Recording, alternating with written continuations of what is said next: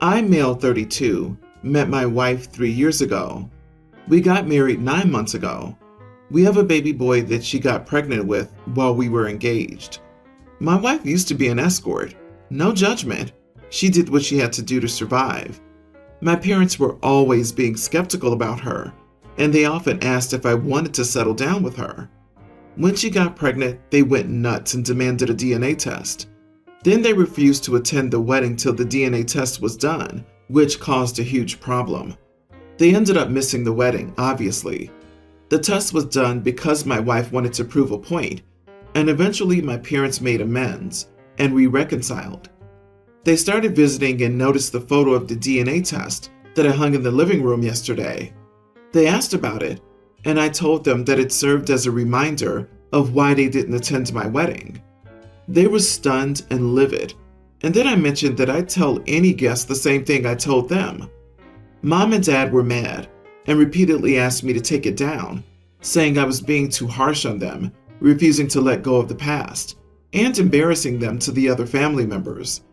I refused to take it down, and I admit to being sarcastic in my response, saying, "It goes with the house decor." They begged and then refused to come over anymore until I removed it. My brother thinks it's petty and childish and said I should take it down. My wife doesn't mind having the photo up. She laughs about it sometimes, but still carries some hurt caused by what happened. So, am I the idiot for having the image of the DNA test hanging in my living room, as it makes my parents uncomfortable? You're refusing to let go of the past. A bit rich coming from the parents who demanded a DNA test because they couldn't let go of your wife's past. It's funny how that only works when it's in favor of them, but not when they're asked to let go of the fact that your wife did what she had to do to survive. Not the idiot. Play stupid games, win stupid prizes. Make sure to make them a framed copy for Christmas. I also find it hilarious that they refused to go to the wedding and ended up with egg on their faces because of it, and now they're doing the same thing by refusing to go back to the house, obviously not having learned any lessons. OP should call their bluff. Then they'll only have themselves to blame when they never see their grandkids. Eventually, my parents made amends, and we reconciled. No, you haven't. You're still holding a grudge, which would be perfectly fine if you didn't baldly state the above. It is a total idiot move to tell someone that you're cool, forgive them, and then rub the bad behavior in their face over and over again. Either you forgive them and have agreed to move on, or you haven't. But this passive-aggressive stunt of hanging the DNA test is just gross. Not to mention that your kid will be old enough to ask about it someday. And then how will you explain it? Is this the road you want to go down to continue punishing people you've admitted to forgiving? You are the idiot. Pick a lane, bud. Forgive and move on, or drop the rope. Why not do mom and dad's DNA test and hang them all together and learn about DNA as a science topic? These parts are the same. These are different. You are part mom and part dad and all you. Elevate the petty into stabbing the grandparents in the eyeballs petty level and giving the kid a STEM lesson simultaneously. When? They tell them to let go of the past, yet they don't realize their whole problem started because they couldn't let go of her past. So they did it to themselves. I, 17 male, live with my father, his wife, and my half-sister, Molly. My parents were going through a divorce when Molly was born. My father had been caught cheating. Mom found out about it and kicked him out, just as it came to light that the other woman was pregnant. Then I lost my mom less than 4 months later. I was only 7 at the time, but not dumb, so I knew what my father had been up to. At least I knew he'd done something bad and didn't quite understand as much. The divorce hadn't finalized or anything when my mom died, so they saw it as a positive that they could get married quicker. My father and his wife told me that we'd be a happy family and that things would be okay. I told them that I knew they were bad and that I wanted to be somewhere else. That was the wrong thing to say because my husband's wife decided she would stop at nothing to win me over, and my father and her attempted to convince me that what they had done was a good thing and hurt nobody. I was about 10 or 11 when I realized calling him my father instead of dad annoyed him. It took a bit longer to realize it sounded colder and less close, so I switched it to using it exclusively. It became a sore point. He hated it. His wife hated being called by her first name and being referred to as my father's wife. They also hated that I always called Molly my half-sister. Molly's been told repeatedly that we share both parents with each other. She's been told that we're full siblings. She's asked so many times in the last 2 or 3 years why I call Mom by your name and why I don't talk to her like other kids talk to their moms. I told my father and his wife that they needed to tell her. They said she knows the truth, and I'm the person who doesn't. They said that one day I will regret the walls that I put up, and they'll always be there. When it never let up with Molly, I told them that if they didn't tell her, I would. So when she brought it up to me last week, I told her that her mom had never been my mother, that we shared a father, but my mom had died when I was 7, and her mom was just the woman my father married. She ended up turning her questions on them, at which point they went nuts at me and told me I had no right. Then they told Molly her mom had always wanted to be my mom too, but I rejected her, which sent her back to me with so many questions. And then she got upset because I told her I didn't want her mom to be my mother.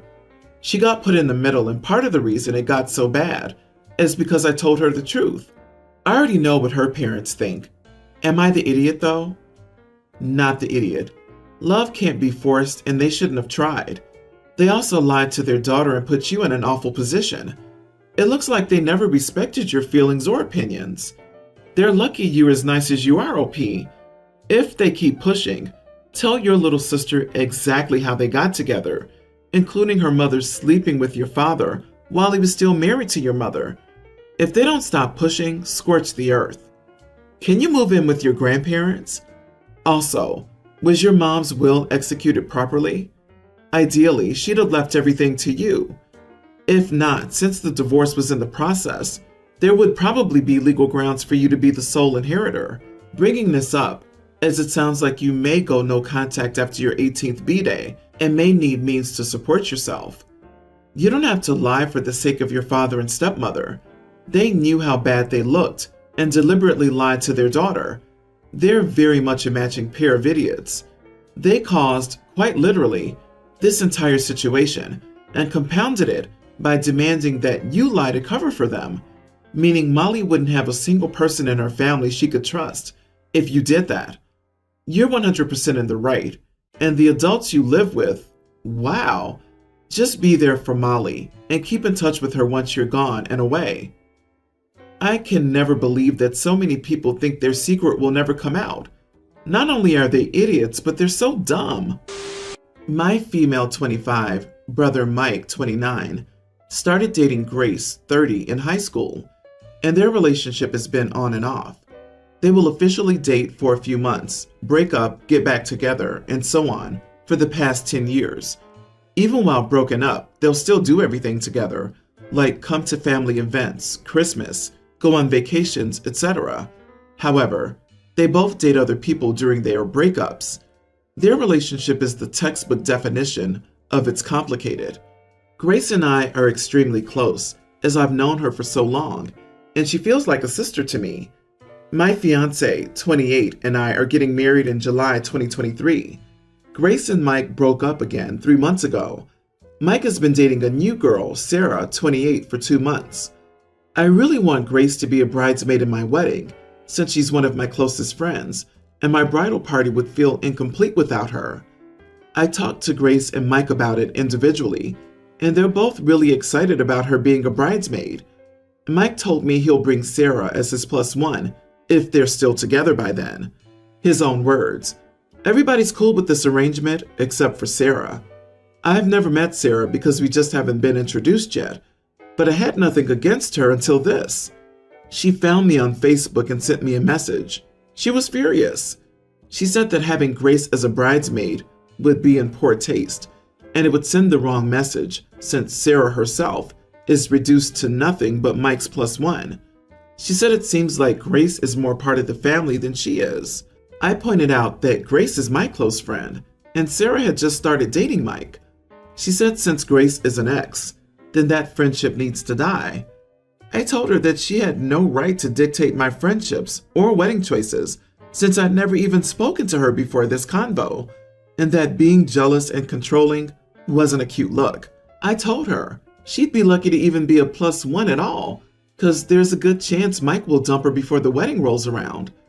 Instead, she bombarded me with messages, calling me a massive witch, and saying that I was being selfish for purposefully excluding her in favor of Mike's ex. I screenshotted and sent them to Mike, and he agreed she's just being super jealous, but to ignore it because she'll get over it in time. Friends and family are split.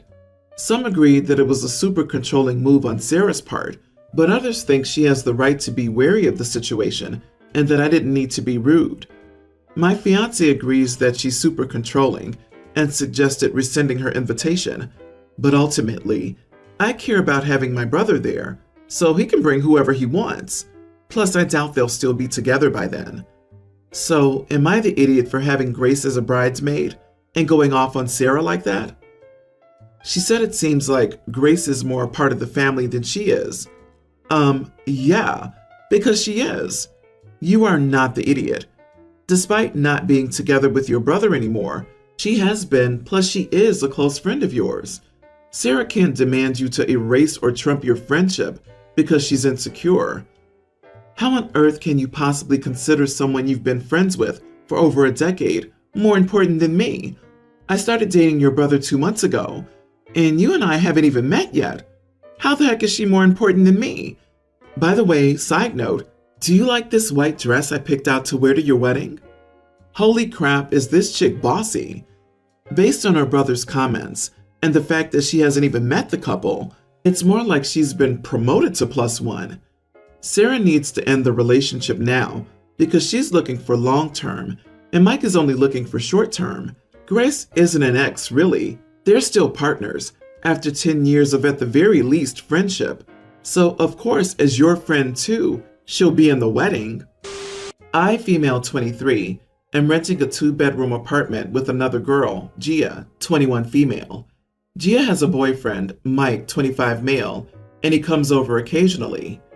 I'm the type of person who doesn't much like clothes, so I typically walk around in a fitting tee and shorts, or just my underwear and a tee. Whenever Mike is over, I can see that he's trying very hard not to look at me. I wouldn't mind, but Gia's not so open. Gia approached me one day and asked me if I could at least wear something more than my underwear in common areas because it's making both her and Mike uncomfortable. I said I think Mike was rather enjoying it, and she should stop being such a prude. We're in our 20s. We can all wear what we want, and I'm in my own house. If them being able to see through my t-shirt fabric makes them uncomfortable, they shouldn't look. She called me an idiot. She said that I can wear what I want, but if it makes other people uncomfortable, I should consider that as well and try to find a middle ground. I said the only person who's uncomfortable is her, and Mike's only telling her that so she's not jealous, and if he wants to look, he's very welcome to. I admit he is rather cute, and if she can't handle her men looking at other women, perhaps she shouldn't be in a relationship. She called me an idiot and went to her room. Here's the problem. Her father owns the apartment I'm renting on a monthly basis, and I've only been here a few weeks. I got an email telling me that our contract is terminated and giving me 30 days to leave the premises.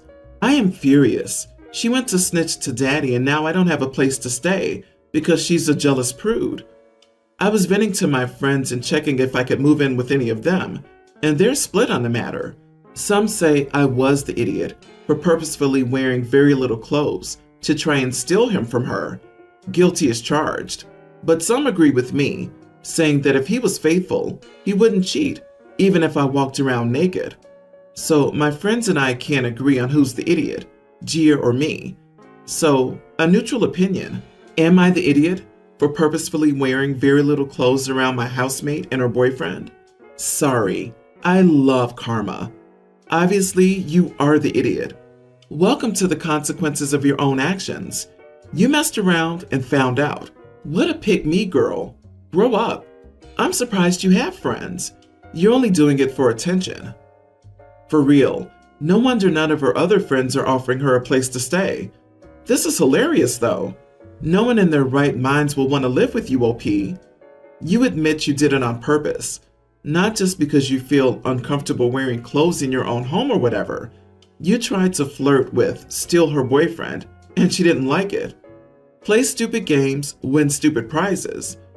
It is also likely Mike is trying hard not to look because he actually is uncomfortable and he's trying to actually avoid you. She's not asking you to wear a winter coat inside. She's asking you to put on some pants, which is common courtesy when sharing a place with other people. Even if your little ruse would have worked, you would have ended up homeless anyway. Or do you think she'd be happy her ex and her roommate will be together in her apartment? You are the idiot, and not a very smart one. From elementary school to high school, my best friend was a girl named Ariana. In high school, this group of kids severely bullied me. Ariana knew about the group of bullies, but ended up joining them since she also wanted to become popular and get close to a guy in the group. It sucked, but I moved on and haven't seen Ariana since high school. My current life is pretty successful, at least by societal standards, which is probably why Ariana reached out to me through social media. She apologized to me for the bullying in high school. She explained that she needed help because she was leaving a bad relationship and needed somewhere to stay and money for a hotel until she could figure out permanent housing. I told Ariana that I was open to talking again through social media, but I wasn't comfortable giving her money or having her move in since we haven't talked in years. Ariana accused me of still being mad over what happened in high school and holding it against her. I told Ariana I forgave her for the bullying and wasn't angry anymore, but it's ridiculous to have her move in or send money when we haven't talked in like 7 years. A few family members who know Ariana as my friend before high school said that I was wrong for not helping Ariana. They said that popularity could seem like everything in high school, and even though Ariana caved to the peer pressure, she was sorry enough to reach out to me and apologize, and that I'm cruel for not helping her when she's trying to get out of a bad relationship, and that I'm more than capable of helping. I understand high schoolers can do bad things out of peer pressure, and I forgave Ariana for the bullying. I also acknowledge that leaving a bad relationship is tough, but it's ridiculous for Ariana to move in or expect money from me when we haven't even talked in years. Am I the idiot? She was sorry enough to reach out to me and apologize. No, she was desperate enough to reach out and apologize because she wanted something. The fact that she reached out to someone she hasn't spoken to in 7 years most likely means no one else wants to deal with her. You are not the idiot. I can't believe OP is here asking if they are the idiot. They must be much nicer than me. It wouldn't even occur to me to worry if I was being mean to a former bully. I'd be like, LOL, sucks to suck. Sorry you peaked in middle school, loser. And then buy myself something expensive and send a picture of it. OP, she's not a friend. She's trying to use you.